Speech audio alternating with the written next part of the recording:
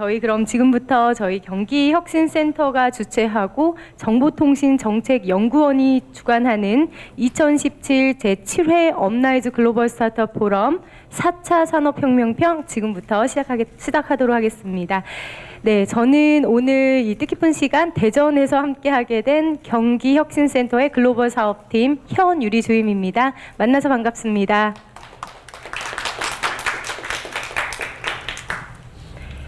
벌써 7번째를 지금 맞이하고 있는 저희 행사는 스타트업과 전문가 간 실질적인 스타트업 글로벌 진출 정보 공유 및 네트워킹을 위해 기획된 자리입니다. 매월 말 우리 스타트업에 관심이 집중된 해외 지역이라든지 또는 주제를 선정을 해서 정기적으로 이제 진행이 되는데요. 다음 달에는 핀테크 편 서울에서 개최가 될 예정에 있습니다. 네, 간단하게 오늘 일정 안내해드리고 바로 시작하도록 하겠습니다. 첫 번째 세션은 4차 산업과 글로벌 생태계에 대해서 공유하는 자리를 갖도록 하겠습니다.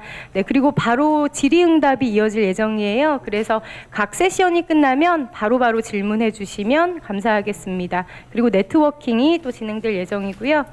두 번째 세션은 바이오 및 IoT 분야의 해외 진출 경험을 공유하는 자리를 갖도록 하겠습니다. 오늘 이 자리에 저희 스타트업 그 두 업체가 저희와 함께 하고 계시는데요.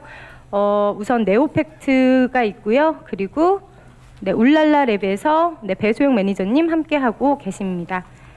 네, 본격적으로 스타트업 지금 이 포럼 시작하도록 하겠습니다. 첫 번째 세션입니다. 키스텝의 차두원 연구위원님 자리해 주시겠습니다. 주제는 4차 산업과 글로벌 생태계 트렌드. 네, 앞으로 모시겠습니다.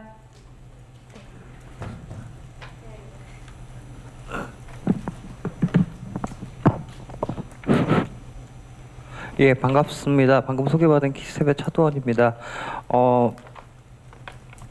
발표 제목을 제가 저렇게 받았는데요. 사실은 제가 뭐 글로벌 전문가는 아닙니다. 저는 잠깐 뭐 제 소개를 하고 들으셔야 좀 이해가 말씀드리는 게 있을 것 같아요. 저는 자동차고 교통 쪽, 자율주행 시스템 쪽에서 인간공학 쪽을 전공을 했고 기술 경영을 전공을 또 했고요.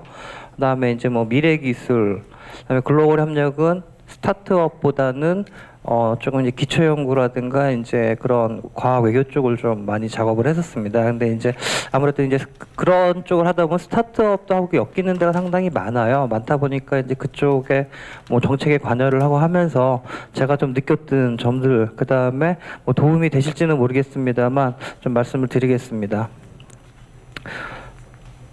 잠깐만요. 네, 죄송합니다. 이 인터페이스가 좀 어렵네요. 요즘 사실은 뭐 정말 4차 산업혁명 말이 많잖아요. 우리나라가 요즘 그 제레미 리프킨 그 종말론자, 우리나라 번역이 그렇게 됐지만 이분하고 이제 뭐 그 클라우스 슈밥하고 완전 격전장이 됐더라고요. 그러니까 이분이 그 공유 경제하고 이제 그 IoT 가지고 이제 3차 산업혁명 얘기를 굉장히 많이 했었고, 그 마지널 코스트 제로 소사이티를 많이 했었는데, 이분들이 이제 막 공격을 하죠. 얘 마케팅만 하는 애야. 그런데 이제 이분도 사실은 굉장히 짭짤하게 마케팅을 하시는 분이에요. 그래갖고 사실 이런 현상을 보면서 저는 되게 좀 창피하더라고요. 한국에서 이게 너무 이게 벌어지고 있는 게 아닌가. 물론 뭐 정부에서 아직까지 구체적인 어떤 4차 산업혁명이라는 어떤 카테고리나 정의가 나오진 않았지만 이런 부분이 있어서 좀 아쉽고요. 뭐 관련된 해외 서적입니다. 저도 국내에서 책을 썼지만 4차 산업혁명이 1940년도부터 얘기가 나왔어요. 아메리카스 라스트 찬스라 그래가지고 저 때는 라디오하고 그 다음에 비행기가 4차 산업혁명을 동일한다가 얘기가 나오기 시작하면서 89년에 발간된 그 존 나이스비트의 그 메가 트렌드도 우리나라의 제4의 물결이라고 발간이 됐는데 다 비슷한 얘기입니다. 디지털이 혁명을 이끌 것이다. 그 디지털로 인해서 로봇이 사람의 그 역할을 굉장히 대신을 하면서 일자리 문제가 생길 것이고, 그 다음에 새로운 산업들이 기존의 대기업 중심에서 작은 스타트업 중심으로 갈 것이다. 뭐 이게 메가트렌드 얼마 전에 겨우 책을 구해서 읽어봤더니 그게 핵심이고요. 뭐 아시겠지만 엘빈 토플러는 3차 산업혁명 제3의 물결을 썼고 2006년 한국에 왔을 때 제4의 물결을 얘기를 했죠. 4차 산업혁명. 저번에 이제 우주를 얘기를 했어요. 바이오하고. 그렇고 이제 뭐 아까 말씀드린 제레미 리프킨 신재생에너지하고 인터넷, 그 다음에 슈밥 책이 있는데 있는데 좀 혼란긴 것 같아요. 근데 제가 되게 느꼈던 건 되게 좀 이상한 현상이다라고 느꼈던 건 뭐냐면 지난주에 투자사분들 한 20개 회사를 같이 동시에 만날 일이 있었거든요. 그래서 4차 산업혁명 각각 말씀을 하시는데 그분들이 생각하는 4차 산업혁명이 딱 요겁니다. 가상현실에 하나 빠졌네요. 다 자율주행차 얘기만 하세요. 그 다음에 인공지능, 그 다음에 빈도가 제일 많았던 것 같고요. 로봇, 그 다음에 이제 가상현실, 뭐 생명공학 일부, 디지털 스퀘어 드론. 이거를 이제 크라우스 슈밥이 얘기한 그런 카테고리랑 사실 거의 일치하는데 이걸 그냥 4차 산업혁명으로 굉장히 스틱이 돼 있으시더라고요. 그래갖고 저는 뭐 제 관점에서는 4차 산업혁명이 뭐라고 정의할 수는 없겠지만 이건 좀 아닌 것 같다. 너무 스틱돼 있고 문제가 있는 것 같다라는 얘기를 하고 장시간 많은 분들과 토론을 했었고 4차 산업혁명 펀드 모태 펀드 2,500억 조성된 거 아실지 모르겠습니다. 그 보면은 요 신성장 공동기준 품목 2017년 4월 25일에 요게 이제 금융위에서 이제 작업을 해갖고 만들었죠. 참고해서 운용사가 자유롭게 4차 산업혁명 분야를 제한을 할 수 있는데 이게 지금 그거죠. 대통령 지정 4차 산업혁명위원회는 정부에서 지정한 산업 분야로 조정 가능. 아직 확정이 안 됐다는 겁니다. 여기가 이제 창조경제 혁신센터잖아요. 그러니까 똑같은 현상이 벌어지는데, 뭐 예를 들어서 정부에서 이렇게 정책 자금을 좀 이렇게 원하시는 분들 같은 경우에는 사실 이걸 쫓아갈 수밖에 없죠. 그래서 저도 창조경제 초반에도 제가 굉장히 주장을 했던 게 뭐냐면은 제발 카테고리 좀 만들지 말자. 무슨 산업 그럼 쏠림 현상 시작된다. 예를 들면은 뭐 지능형 자율주행차 가지고 인기가 있다 그러니까 뭐 H대학교 지능형 자동차가 경쟁률이 올해 100대 2 넘었어요. 그래갖고 막 지금 대학부터 쏠림이 일어나고 있더라고요. 그래갖고 제가 이제 8학번인데 저희 때는 그때 바이오가 그랬거든요. 온갖 친구들 다 바이오 갔다가 포닥으로 세계 일주, 뭐 43살 때 겨우 정규직. 정말 제 친구 하나는 굉장히 좋은 대학만 나왔는데도 논문도 많았는데도 아프리카 빼고 전 대륙에서 일을 다 해본 친구 있을 정도였거든요. 그런 걱정까지 되더라고요. 그래서 이런 거는 좀 아니라고 생각되는데 이런 현상이 계속 일어나고 있고 혹시나 이제 이런 현상들이 계속 일어나고 있고요. 특히 이제 뭐 ICT 제조업, 인공지능 마찬가지로 이제 많은 생각을 하는데 제가 WF 별로 좋아하진 않아요. 근데 WF가 이렇게 위탁줘서 연구한 거는 굉장히 보고서가 괜찮거든요. 그러니까 4차 산업혁명이라고 얘기할 수는 없지만 최근 산업과 비즈니스에 영향을 미치는 동인들을 보면 굉장히 잘 정리해놨어요. 지금 뭐 4차 산업혁명에 예를 들면 뭐 공유경제도 포함이 되네 안 되네 뭐 이런 얘기도 있는데 보면은 이미 뭐 큰 영향을 미치고 있는 게 모바일 인터넷 클라우드, 그 다음에 어차피 로봇이나 이제 인공지능 같은 경우도 컴퓨팅 파워가 이제 올라가면서 이제 막 나오기 시작을 한 거거든요. 그 다음에 크라우드 소싱, 공유경제 P2P 플랫폼, 그 다음에 신흥시장, 그 다음에 뭐 마지막에 말씀을 드리겠지만 급격한 도시화, 그 다음에 업무 속성의 변화와 유용성, 이런 것들이 사실은 지금 돈을 만들고 있고요.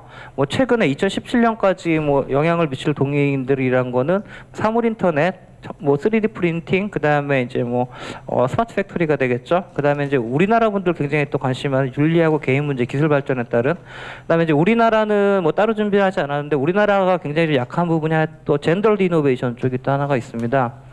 여러분 면도기 같은 경우도 보면 여성용 면도기 따로 있는 거 아시죠? 비네스 같은 게 굉장히 히트를 치고 있고요. 자동차도 여성용 자동차가 나올 정도로 굉장히 여성의 경제력이 셉니다. 전 세계적으로. 여성이 구매한 의사결정이 중국 시장보다 크고요.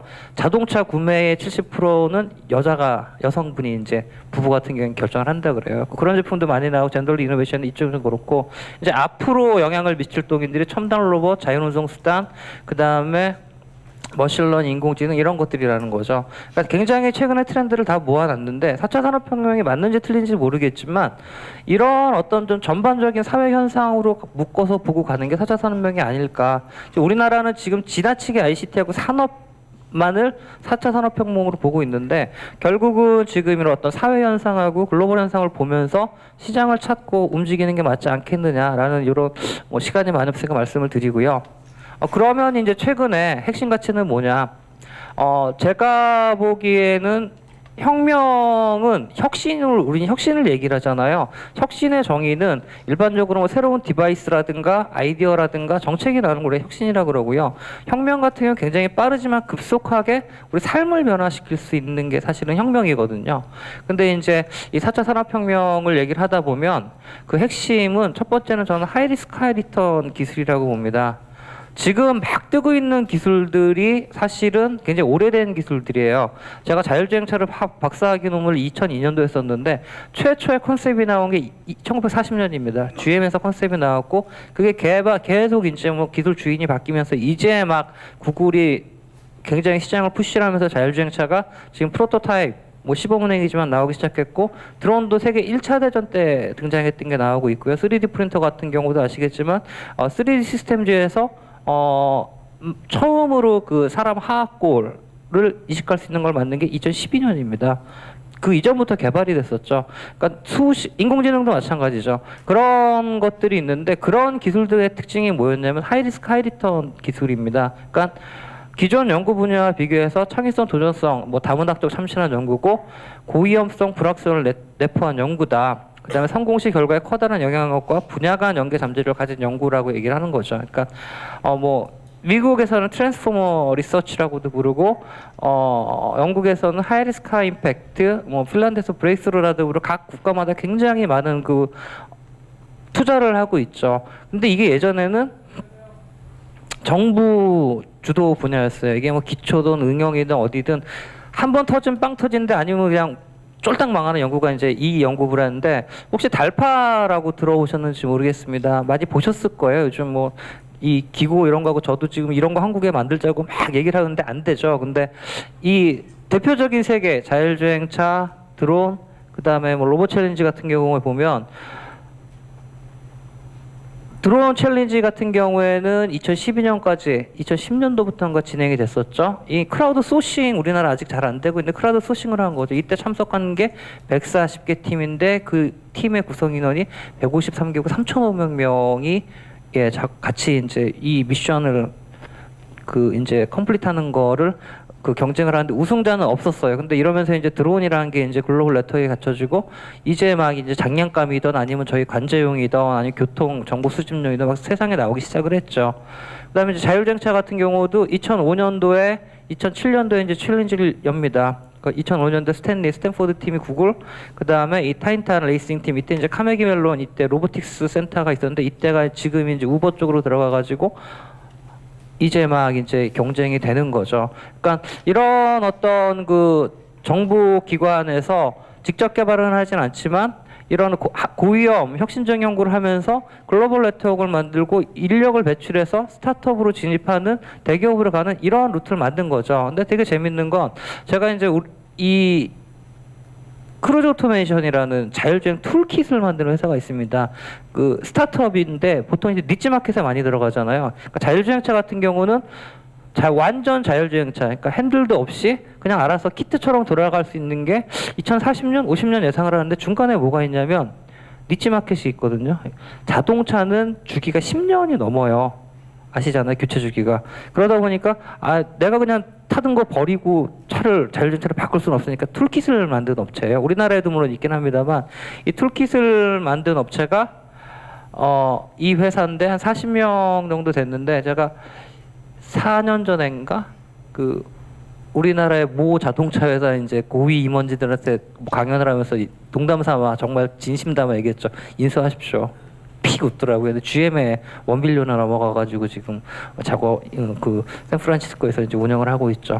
그런 니치 마켓과 자기네 센싱 기술을 이제 완성차에 엎을 수 있는 이런 것들입니다. 즉 하이리스크 하이리턴 기술들이 예전에는 대규모 정부의 펀드와 지원과 이런 게 있었는데 점점 이제 기술들이 보편화되고 그러면서 스타트업 쪽에도 많이 넘어오고 있는 거죠. 그리고 뭐 제가 다는 모릅니다. 다 만나보지도 않았는데 그 자율주행차 관련해서는 글로벌리 더 있겠지만 스타트업이 263개가 있더라고요. 근데 우리나라는 제가 한 3개, 4개 정도까지는 파악을 했는데 어쨌든 이제 이런 어떤 기술 중심의 예전에 하이리스크 하이리턴이라고 불리던 기술들도 스타트업 단까지 이제 계속 내려오고 있다. 그다음에 이들의 몸값이 이제 굉장히 비싸다는 게 있고요. 두 번째 최근에 이제 가장 중요한 것 중에 하나는 저 사용자 경험이라고 봅니다. 물론 제 전공의 일부여서 그런지 모르겠지만 우리 커피를 먹잖아요. 그냥 원두는 뭐 좀 싼 거 같은데, 그러니까 1, 2센트 커피 한 잔에 그 정도 하고, 그 다음에 뭐 봉지 커피라 그러나요? 이거는 뭐 15센트. 근데 중저가 같은 경우에는 뭐 2,500원, 3,000원, 우리 스타벅스 가면은 5, 6,000원 하는데 미어 터지지 않습니까? 저희 집에는 1km 반경에 동서남북에 스타벅스가 하나씩 있는데, 저희 꼬마도 주말에는 지 노트북하고 숙제를 갖고 가요. 갖고 왜? 그리고 제가 이제 뭐 기자분들하고 뭐 연락하면은 열에 9은 스타벅스에 있습니다. 왜 그러면은 그냥 잘 된대요. 공부도 잘 되고 일도 잘 되고. 갖고 저희 동네 가보면 3층짜리 하나가 있는데 보면은 이제 대부분의 분들은 여성분들이 많죠. 간지템 이제 맥북 하나씩 갖고 작업을 하시면서 이제 커피 드시면서 일을 하는데 왜? 라고 다 물었을 때는 뚜렷하게 얘기를 못 합니다. 근데 그게 우리는 이제 사용자 경험이라고 그러거든요. 그 공간이나 그 시스템만이 줄 수 있는 특별한 뭔가가 있기 때문에 이게 이제 결국은 돈이 된다라는 부분인데, 뭐 커피를 예를 드렸지만 이게 지금 굉장히 강조가 되고 있어요. 뭐 예를 들면 뭐 울랄랄랩에서도 오셨지만 지금 뭐 독일의 스마트 팩토리 스피드 팩토리 아디다스 얘기를 하잖아요. 아디다스가 리쇼링을 해서 뭐 사람 30만 켤레 만드는데 400명이 필요했는데 10명으로 줄었다? 그러면서 3D 프린터로 만들어서 일주일 만에 배송을 해준다고 얘기를 하잖아요. 근데 이게 사실은 보면은 지금도 이 모델이 있습니다. 혹시 뭐 아디다스 좋아하시는 분 계시는지 모르는데 요즘 중학생 애들 보면요. 아디다스 홈페이지 가갖고요. 신발 끈 색깔 고르고 있고요. 재질 고르고 있고요. 그 다음에 이제 뭐 농구한지 뭐 이런 거 자기 마음대로 골라요. 그래갖고 그 제품을 팔아야 10만 원에서 10몇만 원에. 근데 이제 문제는 중국하고 인도에서 딜리버리가 되니까 한 달 정도 좀 더 걸리더라고요. 저희 꼬마 보니까. 근데 이 독일에서는 지금 뭐 시작을 했댔지만 뭐 주문이 한국에 가능한지는 체크를 안 해봤는데 일주일 걸린다는 거죠. 일주일 걸리고 그만큼 이제 딜리버리 시간을 줄이고 그다음에 이제 사람이 좀 빠지니까 품질도 균일하고 사용자 세티스팩션을 더 높일 수 있는 경험을 줄 수 있는 게 결국은 이제 스마트 팩토리로 가고 있고, 뭐 자율주행차 우리나라도 지금 뭐 하고 있는데 싱가포르에 얼마 전에 다녀왔습니다. 뉴터놈이 싱가포르는 지금 택시를 운영을 하고 있습니다. 그랩이라고 우리 카쉐어링 앱을 이용하면 지난번에 갔을 땐 한 번 됐고, 요번에 가니까 이제 아예 그 그랩에 이제 셀프 로봇카라는 메뉴가 빠졌던데, 자주 고장나요. 뭐 사고도 났고 하긴 한데, MIT 베이스에 이거는 이제 스타트업이고 스핀오프한 회사인데, 싱가포르 정부하고 2007년부터 같이 개발을 해갖고 이제 내놨습니다. 그래갖고 자율주행차 이런 것들은 사람들이 그냥 자연스럽게 이제 워낙 위험성에 대한 걱정들이 많으니까 수용성을 높일 수 있게 내놨고, 이게 이제 하나의 비즈니스 모델로 나와가지고 꾸준히 이제 사용자 경험을 높일 수 있는 제품들이 뭐 4차 산업혁명 시대든 아니든 이제 굉장히 뜨고 있고요. 북유럽 쪽에서 특히 이제 익스피리언스 이노베이션, 익스피리언스 이코노미라고 굉장히 강조를 하고 있습니다. 뭐 핀란드 같은 경우에는 자기네 고용과 그 다음에 GDP의 5에서 7%를 차지한다라고 얘기를 하는데, 되게 재미있는 시스템 중에 하나인데 스키 터널이에요. 그러니까 스키를 저는 여름에 못 하잖아요. 그러니까 우리 그 차 터널처럼 냉장고죠. 냉장고 만들어 놓고 출근하다가 옷 갈아입고 스키 타고 또 옷 갈아입고 회사 갔다가 역으로 오고 이런 것들을 대표적으로 하고 있는데, 지금은 뭐 대단한 기술은 아니라고 얘기를 하지만 뭐 저는 이쪽 기술은 잘 모르지만 이런 경험을 파는 시대가 오고 있다라는 겁니다. 그러니까 또 뭐 많죠. 우리 뭐 쉐어링 이코노미 쪽에 특히 많이 그런데 뭐 우버라든가 에어비앤비라든가 경험을 굉장히 강조해요. 그다음에 열린 옷장이라고 이제 우리나라 공유경제 쪽 저도 좀 많이 봤는데, 공유경제 쪽은 눈만 뜨면 없어지더라고요, 기업들이. 근데 이제 오래 버티고 있는 그 열린옥장 같은 경우에는 정장을 대여해주는 업체입니다. 정장을 대여를 해주는데 단순히 정장을 이제 대여해줄 뿐만 아니라 그 정장을 대여한 사람들의 어떤 메시지를 받아요. 그래갖고 내가 이 옷을 입고 어디 면접 가서 성공을 했다, 붙었다, 합격을 했다 그러면은 그 다음 사람이 또 받아가지고 계속 커뮤니케이션을 하는데 이게 굉장히 재밌더라고요. 싸지도 않지만. 근데 이제 굉장히 좀 사업이 잘 되고 있고, 그 다음에 뭐 코자자 같은 경우도 뭐 지금은 여러 가지 다 하고 있지만 한옥스테이 전문으로 해가지고 뭐 나름 투자도 받고 조 대표님은 괜찮은 영업을 하고 있더라고요. 그래갖고 이런 경험들이 하나의 돈이 되지 않느냐라는 게 있습니다. 제가 한번 설문을 해봤어요, 페이스북에서. 우버하고 에어비앤비하고 이제 하도 말이 많으니까 공유 경제냐 아니냐라고 한번 제가 설문을 해봤습니다. 했더니 뭐 모집자는 많지 않은데 공유 경제 기업이라는 게 28%밖에 안 되고요.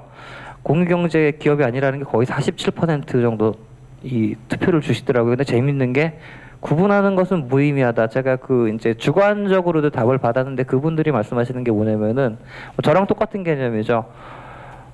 공유 경제 기업인지 아닌지는 소비자는 상관이 없다는 거죠. 편하고 재밌고 뭐 가끔 사고는 치지만 그 호스트들 따라서 사고는 나지만 그런 것들 같은 경우 그런 걸 적용을 하면 굉장히 그냥 나는 구매 가치가 있다는 거죠. 경험 중심으로 갖고 우리나라 분들도 이제 그런 쪽으로 많이 이제 경험을 하시고 돌아서셨구나라는 생각을 하고 있는데 그런 이제 경험과 그다음에 또 하나가 뭐 인간의 게으른 요구를 지금 그 배달 앱 많잖아요. 그러니까 살이 저도 몇 킬로 쪘는데 작년 이후에 이 배달 앱 같은 게 결국은 이제 사람 게으른 걸 이용하는 뭐 그 이런 배달 앱이 원래 이제 캘리포니아 이런 쪽에서 그렇게 시작을 했지만 그런 어떤 인간의 욕구하고 편안함을 추구하는 욕망 만족 대리를 해주는 그런 것들이 결국은 새로운 경험으로 이제 그 전달을 하지 않을까라는 생각을 합니다. 그다음 이제 공유하고 협력이라는 가치가 있는데요. 제가 제 메이크업 페어를 자주 돌아다니는데, 그러니까 이건 재작년 겁니다. 재작년에 일본에 갔더니 문을 딱 열고 들어가 빅사이트에 가자마자 이 친구가 있더라고요. 12살짜리 친구가 하울의 움직이는 성을 아두이노로 만들어 갖고 들고 나왔는데 최고 인기였어요. 혹시 뭐 갔다 오신 분 계실지 모르겠지만, 그러니까 어린 친구도 뭐 아두이노를 가지고 저런 거를 뭐 창의적으로 만들고 그다음에 이제 뭐 이건 되게 재밌었는데 이거는 이제 그 서클이라 그러죠. 성인분들이 이렇게 같이 이렇게 일본은 성인 서클이 많거든요. 과학이나 이런 거 뚝딱뚝딱 만드는 것들 모이셔가지고 베젤리라는 걸 개발해. 이게 뭐냐면은 일본에 혼자 사는 분들이 많잖아요. 혼자 살다가 일단 외로우면은 우울증 많이 걸리죠. 그러니까 말 안 하다 보니까 얘는 뭐냐면 컴퓨터나 TV 앞에 얘네들을 놓으면은 이 소리에 따라서 반응하는 애들입니다. 그러니까 여기서 막 울면은 얘네들은 완전히 그냥 꺼이꺼이 땅을 치고 울고요.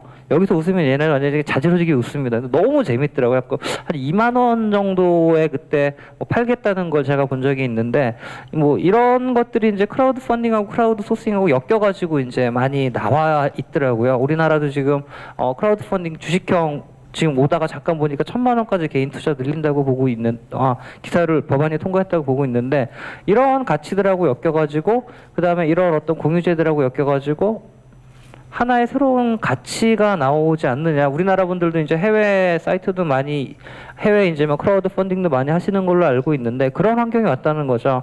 그러면서 지금 여기 혁신센터처럼 이제 창업 공간 지원 공간이 생기면서 우리나라 데이터는 제가 못 보겠더라고요. 근데 미국 데이터를 보니까 2000년에 비해서 이제 거의 창업 비용이 오픈소스가 생기고 물론 이제 뭐 돈을 지불할 수도 있지만 크라우드 서비스가 되고 개발자가 요즘도 직접 참여하면서 거의 뭐 이제 창업 비용의 1000분의 1로 줄면서 이런 기회가 많이 늘어났다. 뭐 도메스틱하게나 글로벌하게나라고 이런 부분이 이제 뭐 최근에 하나 커다란 가치가 아닐까라는 생각을 합니다. 뭐 아시겠지만 뭐 망했죠. 아쉽게도 페블이 있고 로컬모터스가 지금 뭐 한국에 들어오네 만에 하는데 어떻게 보면 이제 미국 가서 보면은 테슬라보다 이 로컬모터스에 관심 있는 분들이 더 많더라고요. 마이크로 팩토리에서 뭐 크라우드 소싱을 통해서 디자인 공모를 하고 온라인에서 이제 디자인 성공하고 그다음에 바디 같은 거 3D 프린터로 만들고 부품은 갖다 붙여서 마이크로 팩토리에서 3만 불 정도 온라인으로 파는 이런 모델들 해가지고 이런 가치들이 우리도 이제 좀 굉장히 필요하지 않나라는 생각을 하고요. 그다음에 이제 동반 성장도 굉장히 중요합니다. 뭐 스타트업 아메리카, 테크시티, 테크네이션, 뭐 프렌치텍, 그다음에 캐퍼필드, 영국 네트워크 이런 것들 제가 뭐 작년에 썼던 보고서에서 가지고 왔는데요.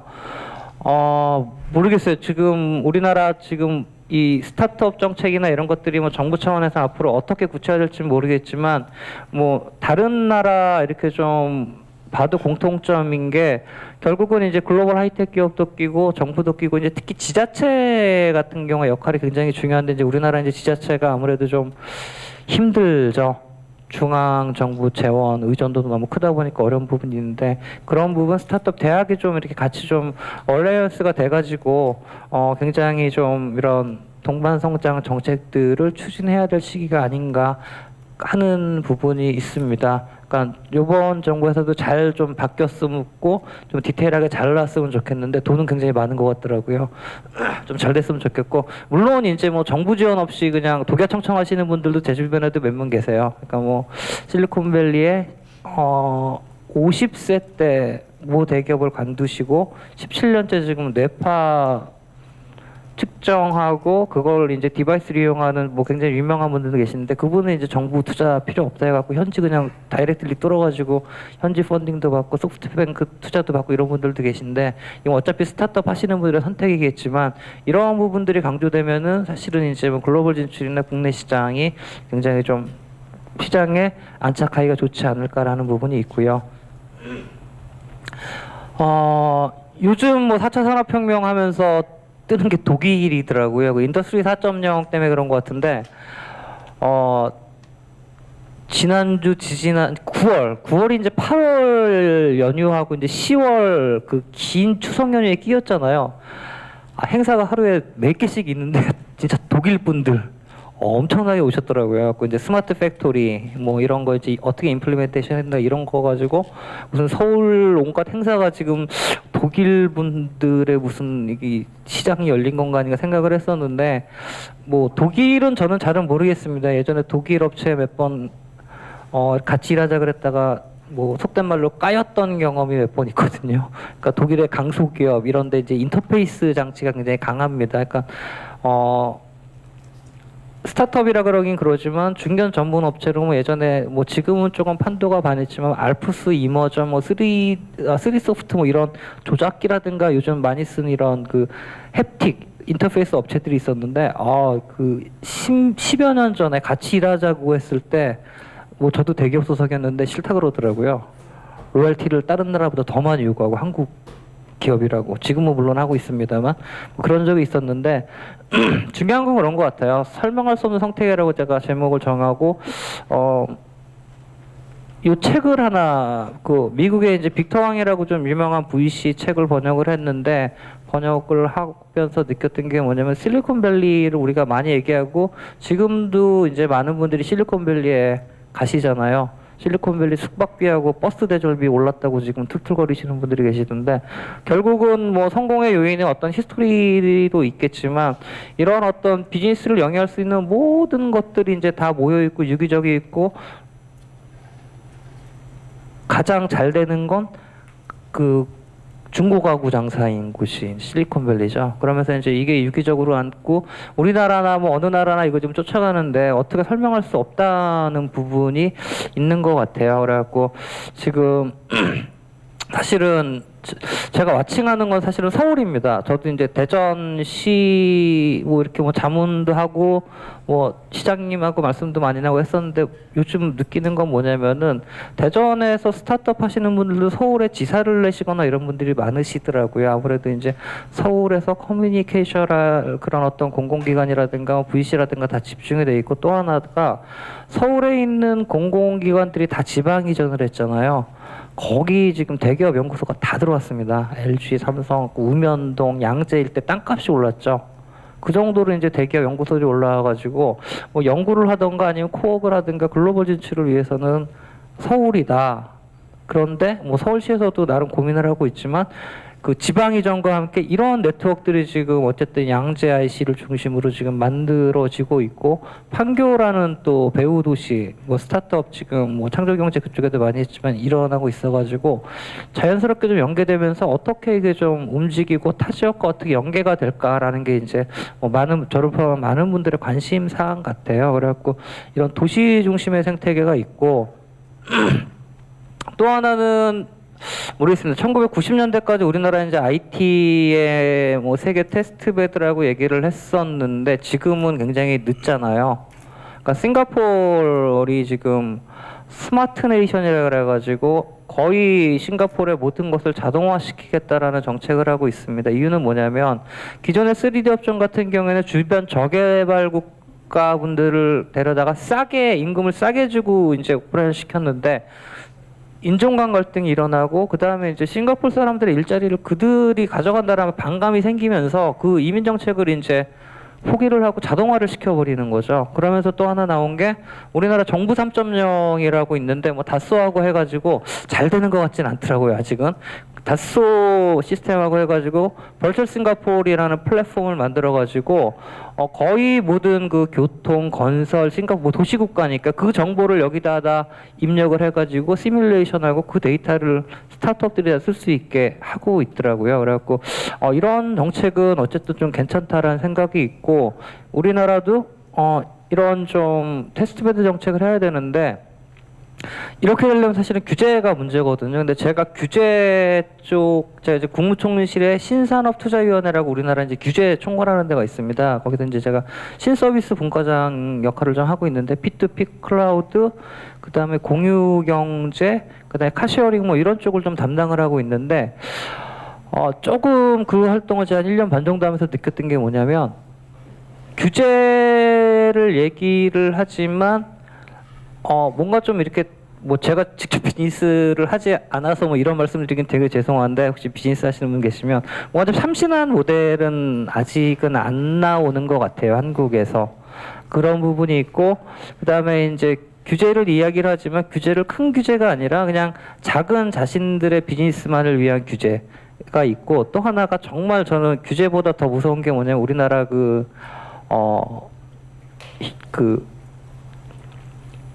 뭐라 그러죠? 얼라이언스들, 협회들이더라고요. 그러니까, 뭐 구체적으로 말씀드리면 모르겠지만, 예를 들면은, 약을 배송하는 거는 이제 약사협회랑 너무 부딪히고, 디지털 지금, 헬스케어 같은 경우는 의사협회, 그 다음에 카쉐어링, 룸쉐어링은 개인 조합 해가지고, 이분들이 너무 강권하다 보니까, 뭐 혁신이고 뭐를 떠나서 스타트업들이 낄 자리가 너무 없어가지고 그러니까 이분 앞으로 이제 뭐 정부 쪽에도 뭐 많은 분들도 건의를 하시지만 그런 협회들을 어떻게 바꾸느냐 거기도 혁신을 해야 자기네도 살아남는데 그게 안 되니까 지금 스타트업 시장마저도 왜냐면은 저는 이제 그런 모델이 계속 나와야 이제 계속 이제 스타트업 비즈니스 모델이 나오는데 그리고 뭐 해외로 가든 아니면 해외 갔던 기업들이 다시 들어오든 하는데 그 생태계가 지금 안 되고 있거든요. 그래갖고 그런 부분도 사실은 굉장히 중요하고 그런 부분을 가장 사실은 치고 나가기 좋은 그분들이 사실은 스타트업 분들입니다. 사실은 정부에서 뭐 네거티브 규제를 얘기를 하고 있는데 실제로 이제 워킹을 해봐야 우리도 어떻게 판단을 할 수 있을 것 같고요. 규제 신문고라든가 여러 채널이 있으면은 무시를 못 하거든요. 규제위원회에서는. 그래갖고 그런 쪽으로 좀 어필을 해주시면 굉장히 고맙겠다는 말씀을 드리고 싶고요. 마지막으로 뭐 제가 좀 뭐 준비하는 자료들인데 마지막 페이지인데 그러니까 비즈니스 모델이라든가 개발이 어떤 틈새에서 이제 생겨나는 것 같아요. 융합이라고 우리가 많이 얘기를 하지만 정부 민간 역할, 그다음에 아까 뭐 말씀드렸던 대기업 스타트업, 연구개발 단계, 학문, 일반인 개발자, 그다음에 이제 R&D하고 프린팅, 뭐 사람과 이런 영역들이 점점 붕괴되고 있는데 지금 말씀드린 어떤 기술들이라든가 소위 말하는 4차 산업혁명 기술들, 비즈니스 모델들 이런 쪽으로 나오고 있거든요. 그래갖고 이런 쪽에 만약에 뭐 스타트업 분들 계시면 뭐 저는 창업을 안 해봤지만 감히 좀 말씀을 드리고 싶은 생각이 있습니다. 예, 딱 맞췄네요. 감사합니다.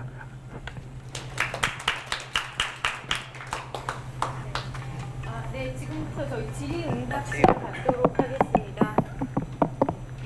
알람을 맞췄네. 네, 혹시 질문 있으세요? 네, 수줍어하지 마시고 질문 부탁드릴게요. AI 인공지능이라고 있지 않습니까? 그런 걸 이제 어떻게 시도를 해보려고 하면 그 소프트웨어 개발하는 사람들이 필요할 텐데 네네. 저희는 아이디어를 이제 아이디어나 컨셉을 제공하고 그런 소프트웨어 개발하는 분들한테 의뢰를 해서 일을 추진하고 싶은데 그런 분들하고 어떻게 컨택을 할 수 있을지 그런 게 좀 궁금합니다. 그쪽은 사실은 지금 이제 뭐 혁신센터라든가 이제 유사 조직에서 이제 그 개발자 그룹하고 그냥 연계 그러니까 아이디어를 제공하시고 실제 개발팀을 직접 그 이제 그 직접 고용은 하시지 않고 간접적으로 이제 하시고 싶어 하신다는 말씀이시죠? 뭐 양쪽 다 해당됩니다. 네. 그 지금 모르겠습니다. 저도 인공지능을 옛날에 한 1년 하다 말았는데 지금 사람이 너무 없어가지고 사실은 이제 난리거든요. 그래갖고 그런 부분은 제가 보기에는 가능할지는 모르겠는데 그 정보연구소, 인공지능연구소 요번에 생겼지 않습니까? 아마 그쪽하고 한번 컨택을 해보시면 조금 낫지 않을까 생각이 듭니다. 답을 못 드려서 죄송합니다. 너무 사람이 없어요. 지금 뭐 업체 같은 경우에는 뭐 100억 단위를 제시를 해도 해외에서 안 들어오고 지금 그거 하시던 분들이 나가시죠. 해외로. 예. 조금 그런 부분이 인력 부분이 가장 좀 아쉬운 부분이 있고 지금 뭐 요즘 뭐 이렇게 국내 스타트업이나 이제 그 스타트업이나 아니면 코워킹 스페이스가 외국인 분들도 굉장히 많으신데 사실 우리나라도 뭐 많이 나가는 건 저는 맞다고 생각을 해요. 근데 이제 그만큼 해외 인력이 들어올 수 있는 여지가 환경이 아직은 좀 안 된 것 같아요. 그 부분 너무 안타깝더라고요. 네.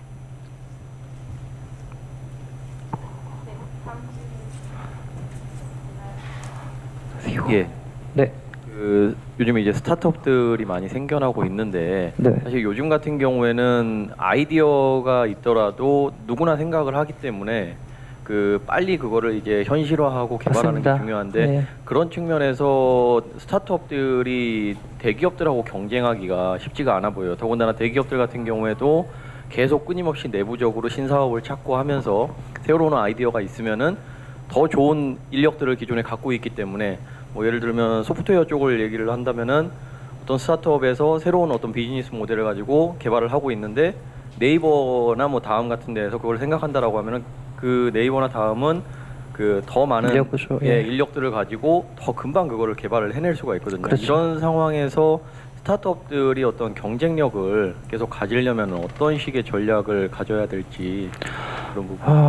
저는 기본적으로는 사람이라고 봅니다. 그러니까 저도 사실은 창업을 2번을 준비하다가 이제 용기가 안 나더라고요. 그래갖고 2번 접은 적이 있었는데 제가 그때 그랬던 가장 커다란 이유가 가장 믿는 사람, 가장 실력 있는 같이 했던 친구들이 빠지면서 좀 그랬던 적이 있거든요. 근데 이제 그런 사람들을 어떻게 이끌고 나가냐가 사실은 저는 가장 중요한 것 같아요. 지금 뭐 네이버를 말씀을 하셨지만 네이버 랩스 쪽을 보면은 뭐 아시겠지만 정말 괜찮은 분들 굉장한 그 보상을 주면서 근무 환경도 굉장히 좋게 하면서 지금 일을 이제 연구를 하고 있는데 그런 부분에 들어가는 인력들 같은 경우에 사실은 어쩔 수 없고 정말 그 괜찮은 인력들과 어떻게 너무 진짜 죄송한 말씀이에요. 그 부분밖에 저는 답이 없다고 생각을 합니다. 결국은 스타트업인 게 저는 사람 싸움이라고 보거든요. 그리고 이제 그 BM 같은 경우에도 지금 어떤 소프트웨어라든가 뭐 챗봇을 만드는 뭐 이제 프로그램까지 저희 애가 하고 있는 거 보고 저도 깜짝 놀랐는데 그만큼 접근성이 쉬워지면서 얼마나 취급받을까 아니면 빨리 접느냐 저는 그게 빠른 뭐 요즘 뭐 디지털 트랜스포메이션이라고 얘기를 하지만 그 빠른 트랜스포메이션이 가장 중요한 것 같아요. 빨리 접고 빨리 찾고 근데 쉽지 않죠.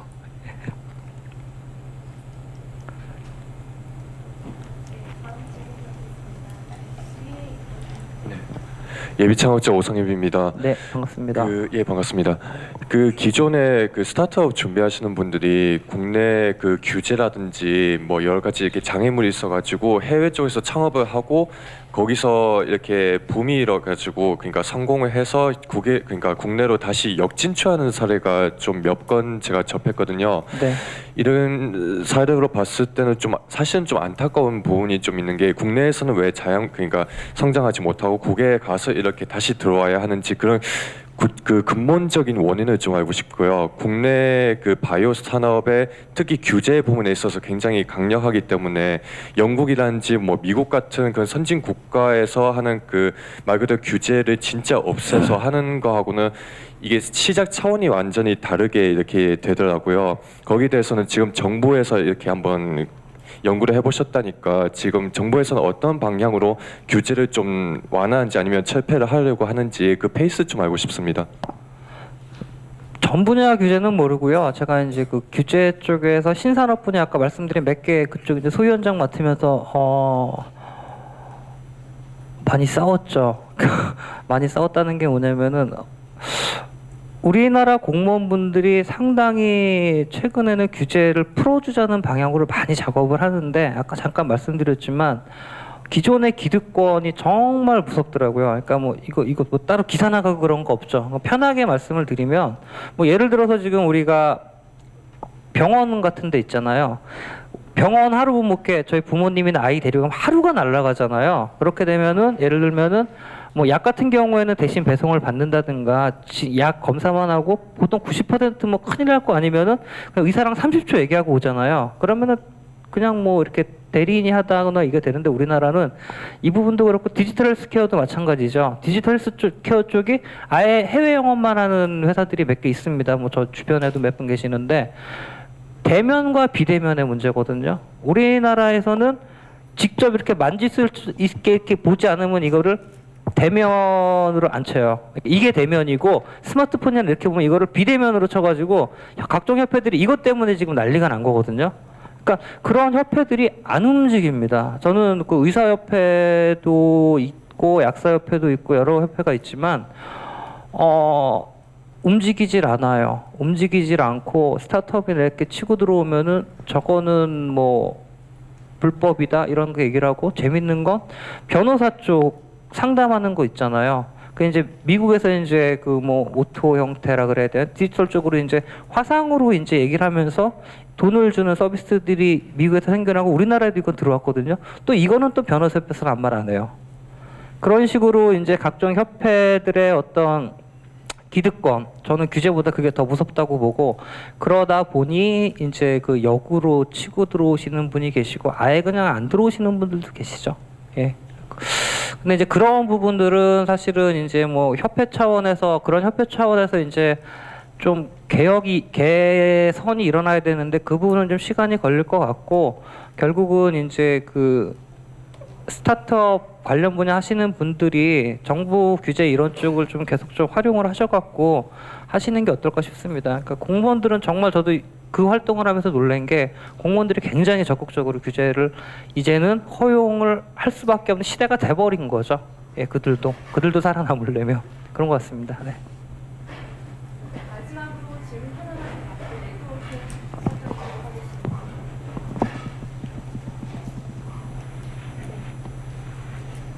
오늘 네, 수고해주신 차두원 연구위원님, 네, 큰 박수 부탁드리겠습니다. 네. 저희 지금 이제 네트워크 시작할 거예요. 약 10분 정도고요. 네, 혹시 차두원 위원님 명함 받고 싶으신 분들은 네, 지금 가서 받으시면 되겠습니다. 네, 그럼 10분 뒤에 뵙겠습니다.